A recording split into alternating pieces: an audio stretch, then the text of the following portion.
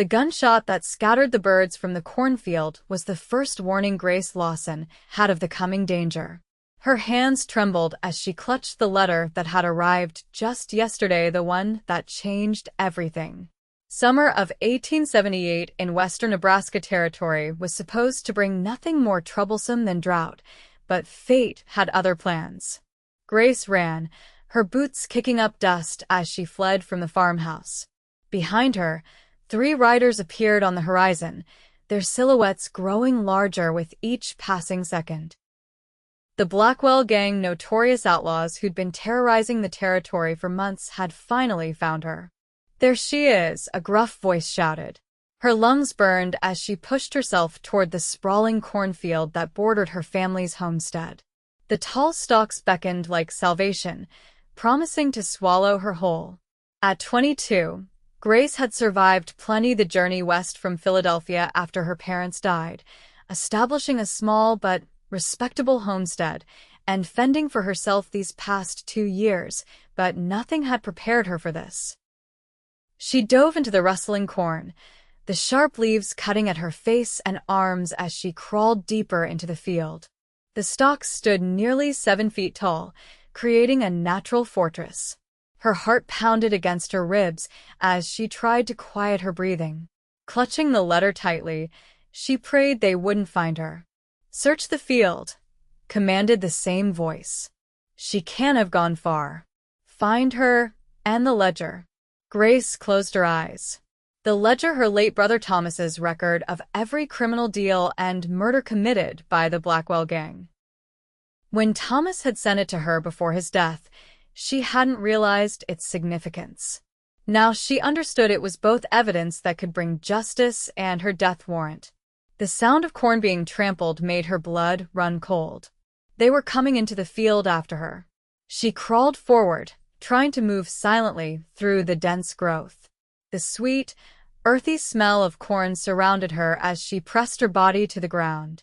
"I think she went this way," called one of the men, too close for comfort. Grace changed direction, moving perpendicular to the voice, hoping to throw them off her trail.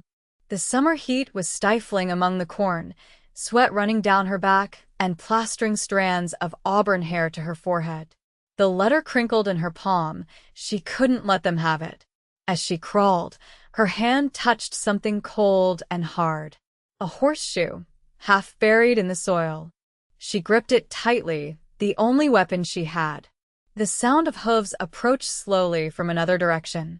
Different from the galloping outlaws, these were measured, calm. She froze, listening.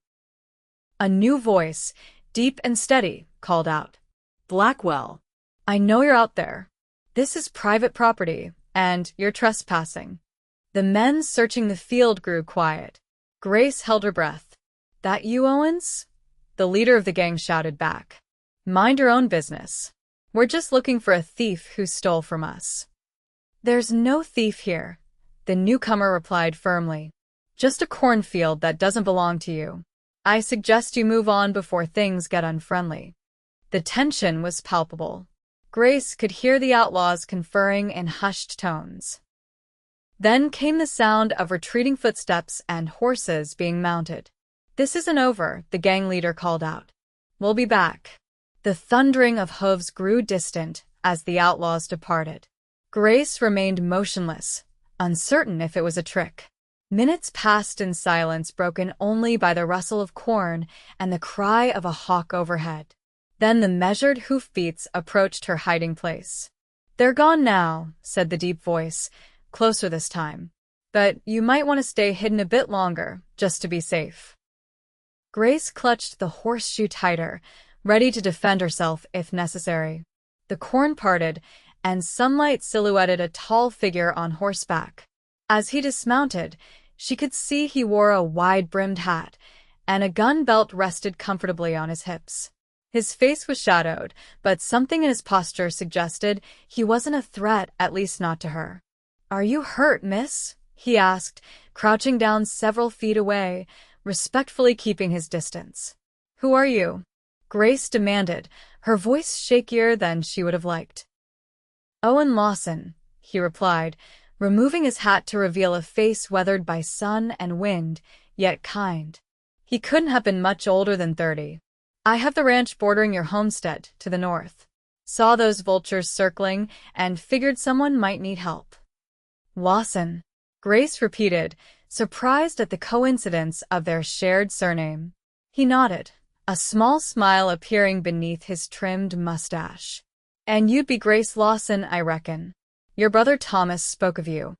At the mention of her brother, tears welled in Grace's eyes. You knew Thomas? We rode together for a time, Owen said, his blue eyes showing a flash of sorrow. Good man. I was sorry to hear of his passing. Grace slowly rose to her knees, still wary but less frightened. Those men, they're after something Thomas sent me. Owen glanced toward where the Outlaws had disappeared, then back to her. The Blackwell Gang doesn't give up easy. They'll be back, and in greater numbers. He extended his hand. You're under my protection now, Miss Lawson. If you'll accept it. Grace hesitated, studying his face. There was something steadfast in his gaze, a promise written in the lines around his eyes. Slowly, she placed her hand in his. I don't have anywhere else to go, she admitted. Owen helped her to her feet. My ranch is about 3 miles north. It's not much, but it's defensible. He paused, then added, we should gather whatever you need from your home quickly. It won't be safe to return for a while. As they emerged from the cornfield, Grace could see the full scope of her savior. Owen Lawson stood well over 6 feet tall, broad-shouldered and solid as an oak. His clothing was practical worn leather chaps over denim pants, a faded blue shirt with the sleeves rolled to the elbows, revealing forearms corded with muscle from years of ranch work. Wait, Grace said, tucking the letter into her bodice. How do I know I can trust you? You share my name, claim to know my brother, it could all be a trick. Owen nodded approvingly. Smart to question. Thomas always said his sister had more sense than most men he knew. He reached into his vest pocket and pulled out a tarnished silver pocket watch. He gave me this before he died. Said if I ever met his sister, to show it to her. Grace took the watch with trembling fingers. Opening it, she found the inscription inside the cover. To Thomas, may your time be well spent. Father. It was undeniably her brother's. He saved my life once, Owen explained. I promised to return the favor if ever I could. Looks like today's the day. Grace closed the watch and handed it back. I need to get some things from the house. They approached her modest homestead cautiously. It was a simple wooden structure with a small porch, surrounded by a vegetable garden that had seen better days. Inside, Grace moved quickly, gathering essentials, a change of clothes, her father's old revolver, a small box of keepsakes, and a loaf of bread she'd baked that morning. As she packed, Owen stood guard by the window. Those men, what exactly are they after? Grace paused, considering how much to reveal. Thomas kept a record of their crimes. Names, dates, places. Enough to hang every last one of them. Owen whistled low. That explains their determination. Where is it? Hidden, she replied simply. And it'll stay that way until I can get it to the territorial marshal in Fort Kearny. Smart, Owen nodded. But that's a 4-day ride at least, and you'd have to pass through Blackwell's territory. Grace tied her bundle closed. I don't have a choice. Thomas died trying to bring these men to justice. I won't let that be for nothing. Owen's expression softened. Your brother would be proud. He glanced out the window again. We should go. They might have friends watching from a distance. They left through the back door, Owen leading his horse, a sturdy buckskin gelding. He helped Grace mount, then swung up behind her. The proximity made her tense, but there was nothing improper in his manner as he took the reins. Hold tight, he advised, and urged the horse into a canter across the open prairie. As they rode, Grace couldn't help looking back at her homestead growing smaller in the distance. 2 years of hard work and determination, abandoned in minutes. The unfairness of it stung. I'll help you get back there, Owen said, seeming to read her thoughts. Once this is over. If it's ever over, Grace murmured. They rode in silence for a time, the rhythm of the horses' hooves a soothing counterpoint to her racing thoughts. The prairies stretched around them, a sea of grass and wildflowers beneath the vast blue sky. In different circumstances, it would have been beautiful. How did you come to land out here? Grace asked, partly to distract herself from worry. Army grant, Owen replied. Served 6 years with the cavalry. When I mustered out in '73, they gave me a parcel as part of a settlement program. You've been here 5 years then?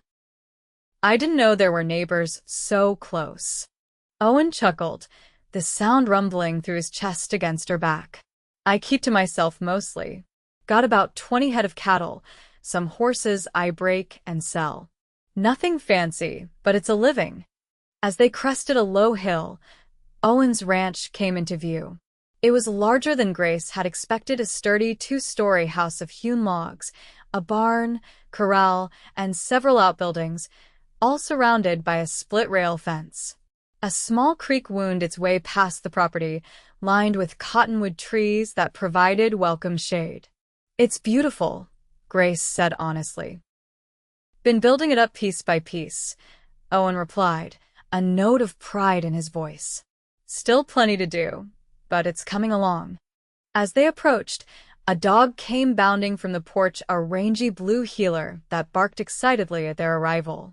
That's Scout, Owen said. Best cattle dog in the territory and better than any alarm. Nobody gets within a mile without him knowing.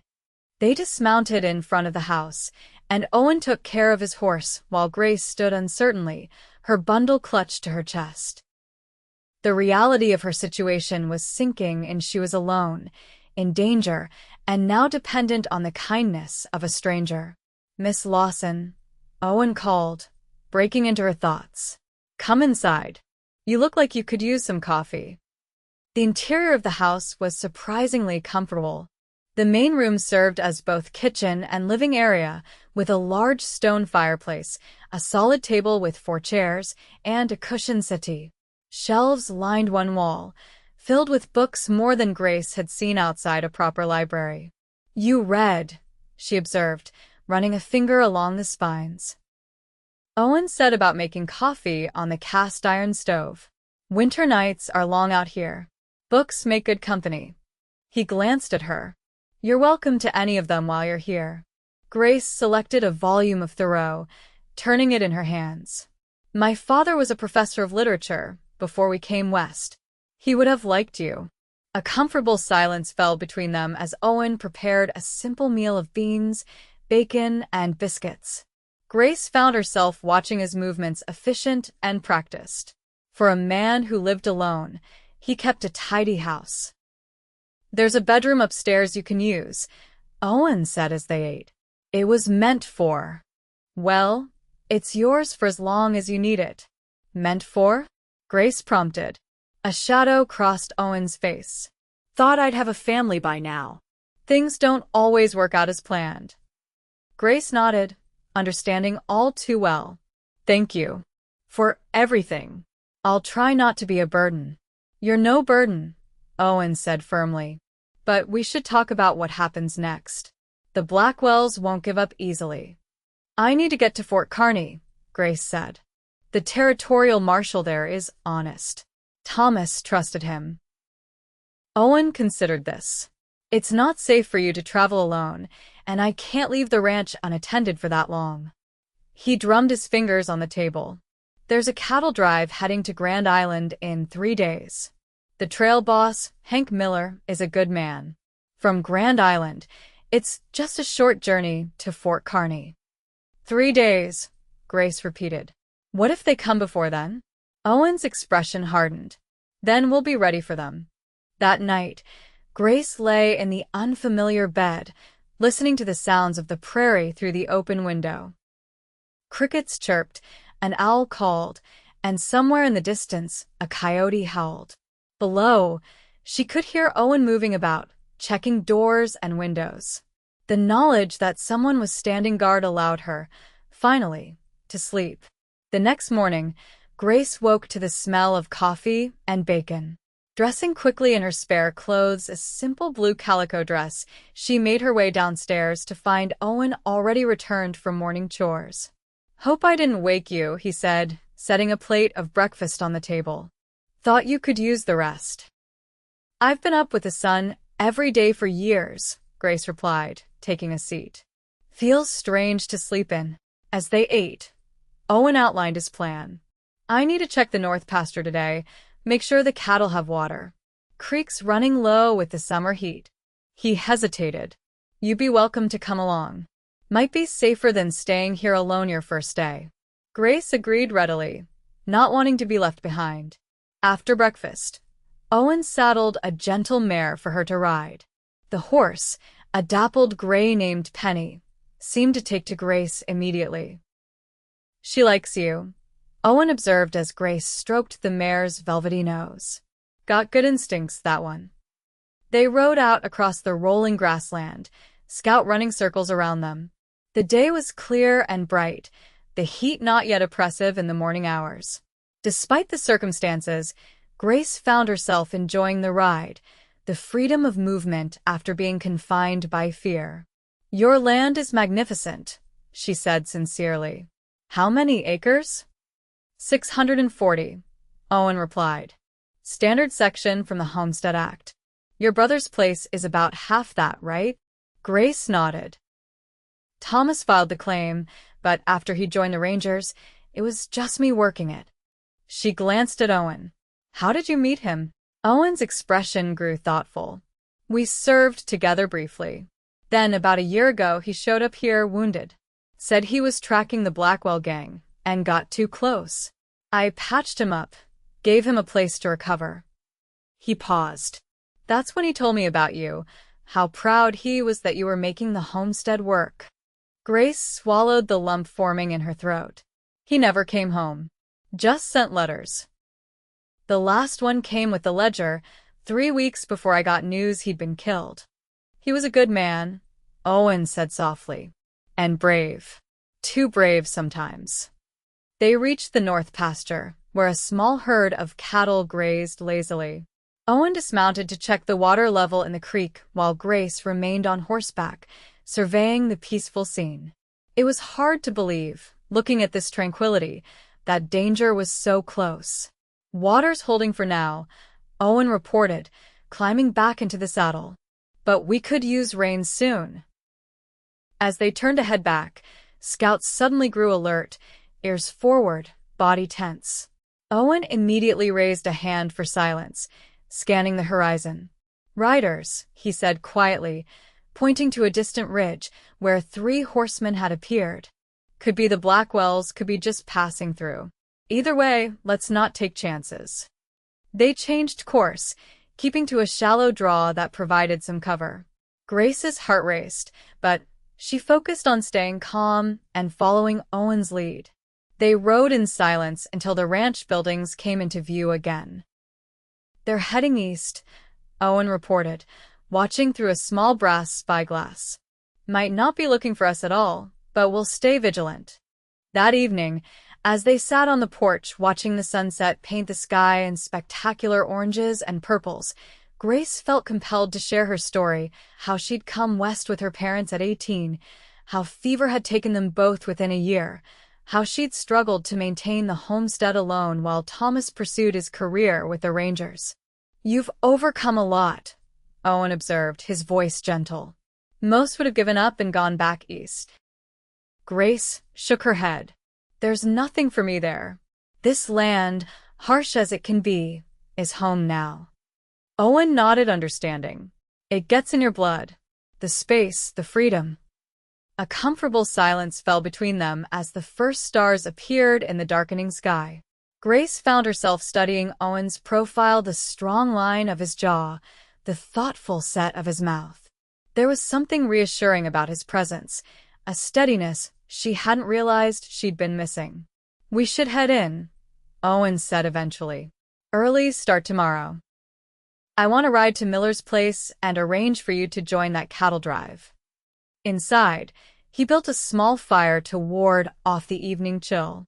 As the flames cast dancing shadows across the room, Grace removed the letter from her bodice and smoothed it on the table. "Would you like to see what they're after?" she asked. Owen nodded, moving to sit beside her. The letter was simple and direct, in Thomas's neat handwriting. "Dearest Grace, if you're reading this, something has happened to me. The enclosed journal contains evidence of crimes committed by Robert Blackwell and his gang. It must reach Marshal James Wilcox in Fort Kearny. Trust no one else. I'm sorry to place this burden on you, but you're the only person I can trust completely. With love and faith in you, Thomas." "Where's the journal now?" Owen asked quietly. Grace met his gaze steadily. "Hidden at my homestead. In a place only I know." Owen nodded, respecting her caution. "Smart. If we're going to get you safely to Fort Kearny, we need to recover it first." He considered for a moment. "We'll go at first light tomorrow, before visiting Miller." That night, Grace dreamed of the cornfield, of running through endless rows with unseen pursuers just behind her. She woke with a start to find early morning light streaming through the window.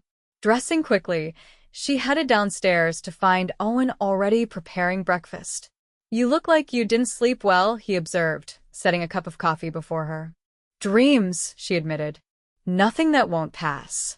After a quick meal, they set out for Grace's homestead, both armed, Owen with his revolver and rifle, Grace with her father's old Remington. They approached cautiously, Owen scouting ahead to ensure no ambush awaited them. "All clear," he reported, returning to where Grace waited with the horses. "But someone's been here." "Doors open." They entered the small house together, finding it ransacked. Furniture overturned, floorboards pried up, walls examined for hiding places. Grace surveyed the destruction with a mixture of anger and relief. "They didn't find it," she said confidently, moving to the stone fireplace. Kneeling, she pressed a specific stone, revealing a small hidden compartment built into the chimney. From it, she withdrew a leather-bound journal.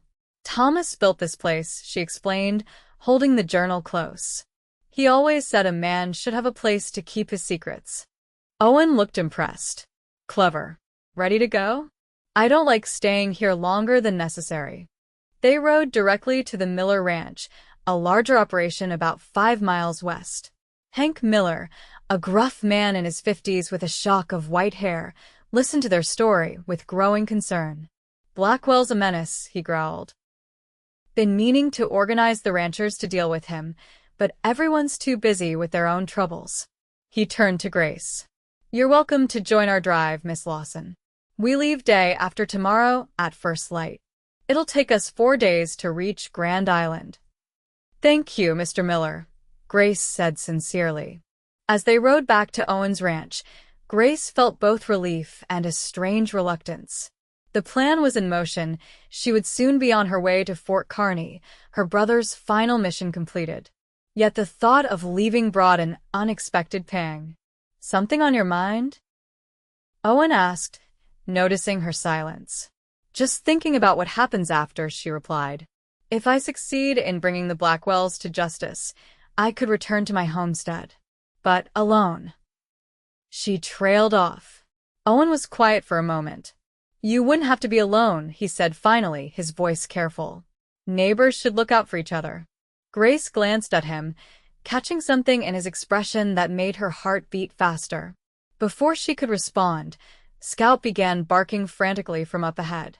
"Something's wrong," Owen said, spurring his horse forward. As they crested the hill overlooking Owen's ranch, they saw 5 riders in the yard. Even from a distance, Grace recognized Robert Blackwell's distinctive black hat. Owen pulled his horse to a stop, motioning for Grace to do the same. "They're waiting for us," he said grimly. "Must have figured out where you went."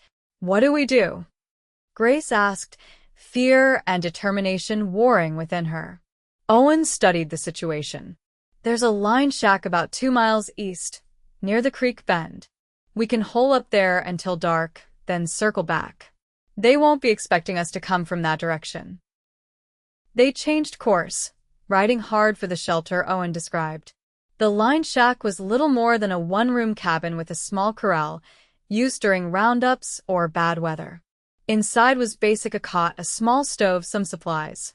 We'll wait here until sundown, Owen decided, securing the horses in the corral behind the cabin where they wouldn't be easily spotted. The hours passed slowly. They spoke in whispers, sharing the food Owen had packed that morning. As the sun began its descent, Owen checked and rechecked his weapons. "I'll go first," he said. "Scout the situation before you approach." "No," Grace said firmly. "This is my fight. I won't let you face them alone." Owen studied her face. "Your brother said you were stubborn," he said with a small smile. "All right, we go together, but you follow my lead." Under cover of darkness, they made their approach, leaving the horses at a safe distance and proceeding on foot.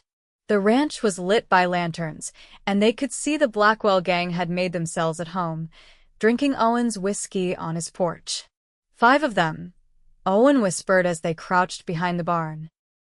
"Blackwell, his brother Ed, and 3 others I don't recognize." "What's the plan?" Grace asked. Owen pointed to the bunkhouse, a small structure separate from the main house. "I've got dynamite stored there, for clearing stumps. If we can create a diversion." They moved silently to the bunkhouse, where Owen retrieved a bundle of dynamite sticks. With careful precision, he set a long fuse and placed the bundle near the empty corral, far enough from any buildings to avoid serious damage, but close enough to create chaos. "When this blows, they'll all run to investigate," Owen explained. "We'll circle around and come in from behind the house. There's a cellar entrance they won't know about." The plan worked perfectly. The explosion sent the outlaws scrambling, shouting in confusion. Owen and Grace slipped into the house through the cellar doors, emerging in the kitchen just as the gang members began returning, cursing the apparent accident. "Something ain't right," they heard Blackwell say. "Check the house again." Owen positioned himself by the door, motioning for Grace to stay back. As the first outlaw entered, Owen struck him with the butt of his rifle, sending him crumpling to the floor. The noise brought a second man running, who met the same fate. "Jenkins? Carter?" Blackwell called from the porch. "What's going on in there?" Owen nodded to Grace, who held her revolver ready.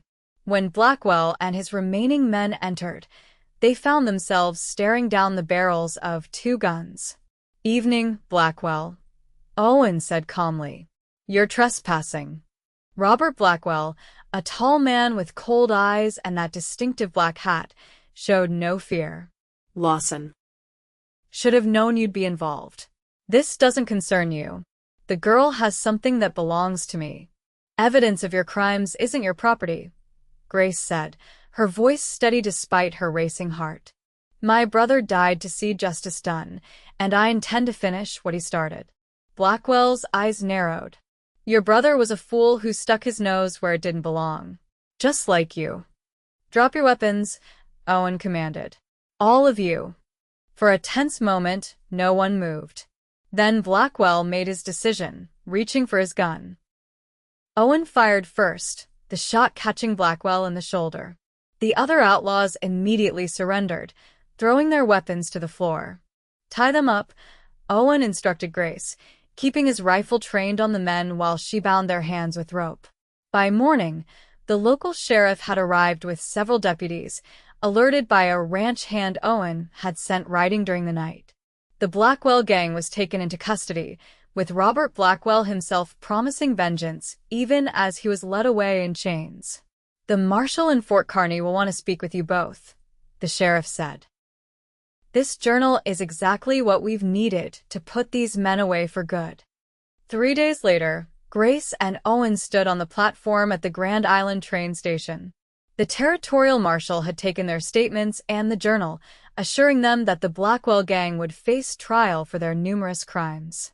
"So," Owen said, watching the passengers boarding the eastbound train, "will you be heading back to Philadelphia now that it's over?" Grace shook her head. No. My home is here. She turned to face him. But my homestead feels very empty now. Owen took her hand gently. It doesn't have to be, he said. I meant what I said about neighbors looking out for each other. But I'd like to be more than your neighbor, Grace Lawson. Grace felt a smile spreading across her face. What exactly did you have in mind, Owen Lawson? Well, he said, his thumb tracing circles on her palm, I have a house that's too big for one person, land that needs a woman's touch, and a heart that's been waiting for someone like you. Grace stepped closer to him. That sounds suspiciously like a proposal, Mr. Lawson. It's getting there, Owen admitted with a smile. I know it's sudden, but when you know, you know. And I knew the moment I found you, in that cornfield. You're under my protection, Grace quoted softly. I think I fell in love with you right then. Owen's eyes widened in surprise, then warmed with happiness. Really? Even covered in dust and probably scowling? Especially then, Grace laughed. You were exactly what I needed when I needed it most. Owen pulled her gently into his arms. Is that a yes then? You'll consider becoming Mrs. Owen Lawson? I'll do more than consider it, Grace replied, standing on tiptoe to press her lips to his.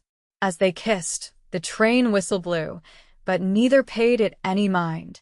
Their future was here, together, on the land they both loved. A future built from danger and courage, from protection freely given and gratefully received, from a chance meeting in a cornfield that changed everything. 1 year later, the Lawson Ranch had flourished. The combined resources of both homesteads allowed for expansion, and the addition of a new wing to the house provided space for their growing family. Grace stood on the porch, her hand resting on her swollen belly, watching as Owen rode in from checking the herd. Everything all right? She called as he dismounted. Owen smiled, climbing the steps to kiss her. Better than all right. The new calves are strong, the creek's running high after the spring rains, and I have the most beautiful wife in the territory. Grace leaned into his embrace. And soon, a son or daughter to complete our happiness. Thomas would be proud, Owen said softly, placing his hand over hers on her belly. Of everything you've accomplished. Of everything we've accomplished, Grace corrected. Together. As the sun set over their land, painting the prairie gold, they stood in each other's arms, secure in the knowledge that what had begun in danger and desperation had transformed into something beautiful and lasting, a love as vast and enduring as the Wild West itself.